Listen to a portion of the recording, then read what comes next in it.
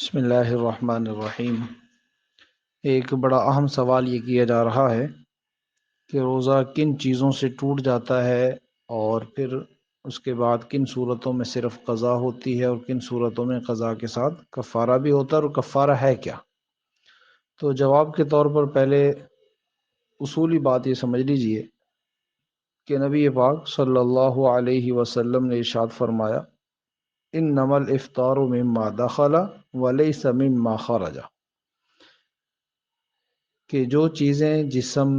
میں داخل ہوتی ہیں ان سے روزہ ٹوٹتا ہے، جو جسم سے باہر نکلنے والی ہیں ان سے روزہ نہیں ٹوٹتا۔ دوسری اہم بات یہ ہے کہ روزہ نام ہے تین چیزوں کو چھوڑنے، ان سے بچنے کا: کھانا، پینا اور ازدواجی تعلق، جماع۔ لہذا جب روزہ یاد ہو اور ان تین کاموں میں سے کوئی کام ہو جائے تو روزہ ٹوٹ جائے گا۔ ایک بات تو یہ ہوگی۔ اب اگر کسی شخص نے روزہ یاد ہونے کے باوجود خود ارادی طور پر جان بوجھ کر کچھ کھا لیا، پی لیا، یا میاں بیوی آپس میں ملے ازدواجی تعلق قائم کر لیا، تو اس سے روزہ ٹوٹ گیا اور قضا کے ساتھ کفارہ بھی واجب ہو گیا۔ یہ ایک اصولی بات ہے۔ کھانے کی چیز، پینے کی چیز جو عام طور پر استعمال ہوتی ہے، ان میں سے کوئی چیز کھائی پی تو اس سے روزہ ٹوٹے گا بھی اور کفارہ بھی واجب ہوگا۔ اب دوسری بات کہ صرف قضا واجب ہوتی ہے،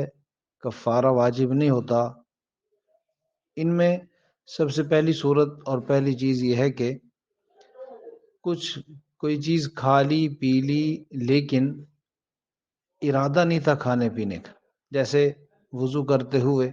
پانی حلق سے نیچے اتر گیا، ارادہ نہیں تھا لیکن ایسا ہو گیا۔ دوسری چیز کہ انسان مجبور ہو جائے روزہ توڑنے یا کھانے پینے پر، بیماری ایسی، طبیعت اتنی زیادہ خراب ہو گئی کہ روزہ برداشت کرنا ممکن نہیں رہا، یا بھوک پیاس اتنی زیادہ لگی کہ برداشت سے باہر ہو گئی، جان کو خطرہ لاحق ہو گیا، تو ایسی صورت میں کھا پی لے، گناہ گار تو نہیں ہوگا، لیکن بہرحال روزہ ٹوٹ جائے گا، اور اس کے بعد میں قضا کے طور پر ایک روزہ اور رکھنا پڑے گا رمضان کے بعد۔ تیسری چیز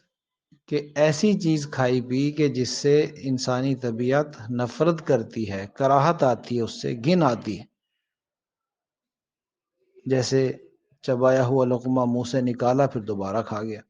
دانتوں میں پھنسی ہوئی چیز باہر نکالی پھر دوبارہ کھا لی، تو اس سے روزہ تو ٹوٹ جائے گا لیکن صرف قضا واجب ہوگی۔ یا کوئی چیز جو کھانے کا طریقہ ہے اس کے برعکس استعمال کی، جیسے چاول کچے کھا لیے، آٹا گوندا ہوا ہی کھا لیا یا خشک آٹا کھا لیا، تو اس سے روزہ تو ٹوٹ جائے گا لیکن صرف قضا واجب ہوگی، کفارہ واجب نہیں ہوگا۔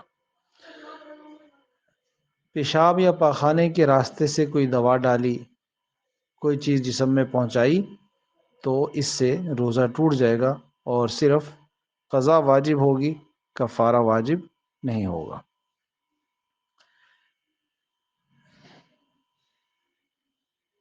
مرد نے یا عورت نے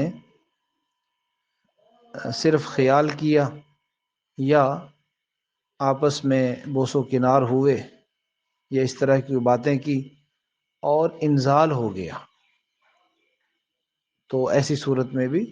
یعنی غسل فرض ہو گیا، تو ایسی صورت میں روزہ ٹوٹ جائے گا اور صرف قضا واجب ہوگی۔ ایک آدمی نے جان بوجھ کر حلق میں انگلی ڈال کر یا کسی اور طریقے سے قے کی اور وہ منہ بھر کر آ گئی، یعنی بہت زیادہ آئی، تو اس سے روزہ ٹوٹ جائے گا اور صرف قضا واجب ہوگی۔ اب رہا یہ سوال کہ وہ کفارہ کیا ہے جان بوجھ کر روزہ توڑنے کی وجہ سے جو واجب ہوتا ہے، تو اس کے بارے میں پہلی بات تو یہ ذہن میں رکھیں کہ روزے کا کفارہ صرف رمضان کے مہینے میں رمضان کا روزہ توڑنے کی وجہ سے واجب ہوتا ہے، یہ اصول ہے۔ لہذا رمضان کے علاوہ 11 مہینوں میں سے کسی بھی دن روزہ رکھ کے اگر جان بوجھ کر بھی توڑ دیا تو اس کا کفارہ واجب نہیں ہوگا، صرف قضا واجب ہوتی ہے۔ تو اب قضا و کفارہ یہ ہے کہ احادیث مبارکہ کی روشنی میں